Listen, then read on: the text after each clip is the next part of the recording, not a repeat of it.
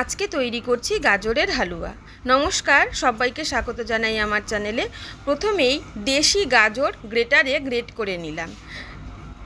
পুরো 1 কেজি গাজর ছিল। এবার কড়াতে ঘি দিয়ে প্রথমে গ্রেট করা গাজরটা ভালো করে মিশিয়ে নিতে হবে, যাতে পুরো গাজরের মধ্যে মিশে যায়। তারপরে জাল দেওয়া পুরো 1 লিটার দুধ দিয়ে দিলাম। এবার কম আঁচে খুব ভালো করে আস্তে আস্তে বারবার করে কিন্তু নাড়াচাড়া করতে হবে, যাতে নিচে ধরে না যায়। খুব ধীরে ধীরে রান্নাটা করতে হবে, তাহলে কিন্তু এর স্বাদ অনেক ভালো হবে।